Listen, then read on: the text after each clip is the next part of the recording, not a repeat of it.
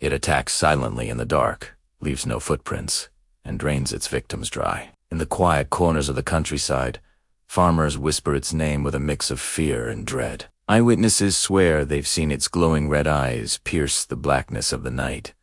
They call it the Chupacabra. This isn't just a ghost story told around a campfire. For decades, its insatiable hunger has haunted entire communities, leaving a trail of mystery and terror in its wake. Our story begins in the year 1995, in a small, unassuming town in Puerto Rico. The peace was shattered when livestock began turning up dead. But this wasn't the work of a wolf or a coyote. The animals weren't torn apart, not even eaten. They were completely drained of blood. At the scene of each attack, there was an eerie silence. No tracks. No signs of a struggle or a human perpetrator. Just two small, precise puncture marks on the neck of each victim. It didn't take long for the whispers to start. Locals began to speak of a creature pulled from their worst nightmares. A blood-sucking beast that hunted in the shadows. They gave it a name. El Chupacabra. The goat sucker. As the number of dead animals grew, so did the fear. It spread like wildfire through the villages. At night, the dogs would bark endlessly at unseen threats. Farmers, guarding their livelihoods, claimed to hear the unsettling sounds of heavy breathing and scratching just outside their barns. Something was out there. Something was hunting. One humid summer night, a farmer named Jose Rivera was jolted awake by the frantic, terrified screams of his goats. Grabbing a flashlight, he sprinted towards the pen, his heart pounding in his chest. The beam of his light cut through the darkness, and what he saw froze the blood in his veins. There, crouched over one of his goats, was a gray, hairless creature, roughly the size of a small man. Its spine was arched in a grotesque curve, and long, sharp claws dug into the dusty ground. But it was the eyes that truly terrified him. Two glowing red orbs stared back at him, burning with an otherworldly intensity. The creature let out a low, guttural hiss, and then, in the blink of an eye, it was gone, vanishing into the night. By morning, the horrifying reality set in. 3 of Jose's goats lay dead, bloodless, just like the others. The story exploded. News of the goatsucker spread far beyond the small town. Reporters flocked to Puerto Rico, eager to capture the sensational tale. Scientists and officials dismissed it as mass hysteria, a community's collective fear manifesting as a monster. But the locals knew better. They knew something real, something tangible, was stalking the night. And the horror didn't stay confined to Puerto Rico. Within a matter of months, the nightmare went international. Chillingly, similar reports began to surface from Mexico, then Chile, and soon, across the border into the southern United States. The pattern was always the same.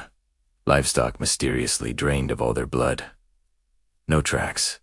No logical explanation. No known predator could account for the attacks.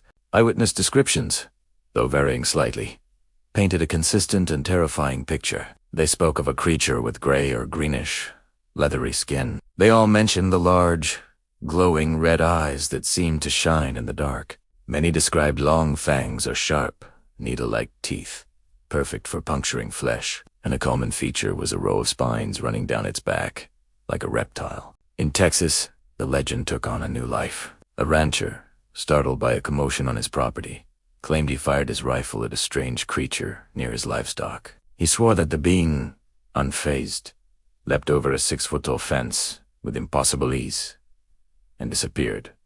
When authorities investigated, they found nothing except a trail of dead, blood-drained animals.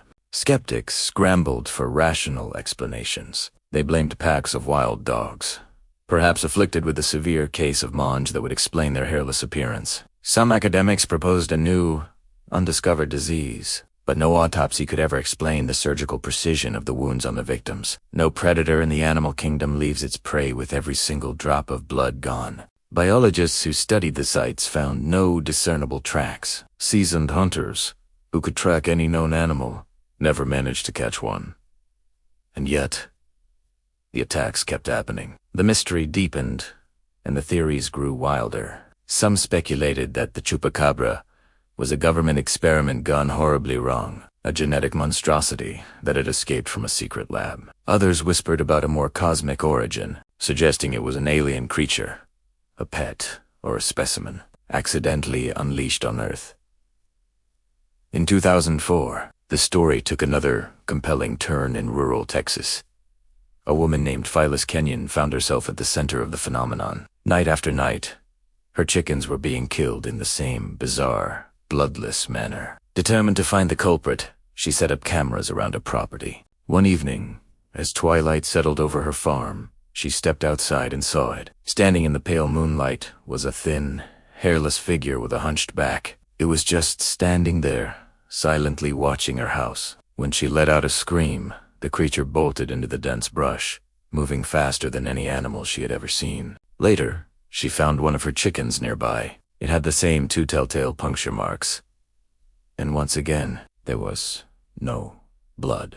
For decades now, the legend of the Chupacabra has transcended borders and language. It has survived countless investigations and debunking attempts, leaving behind nothing but a chilling legacy of fear and unanswered questions. To this day, no one has ever definitively proven what it is, or if it even exists.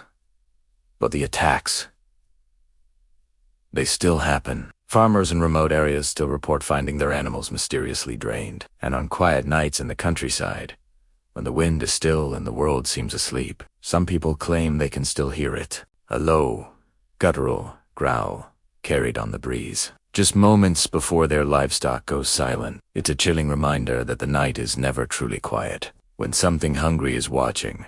Thank you so much for joining me on this deep dive into one of the world's most enduring modern mysteries. What do you think the Chupacabra is? Let me know your theories in the comments below. And if you enjoyed this story, don't forget to hit that like button and subscribe for more strange and unsettling tales. Stay safe out there.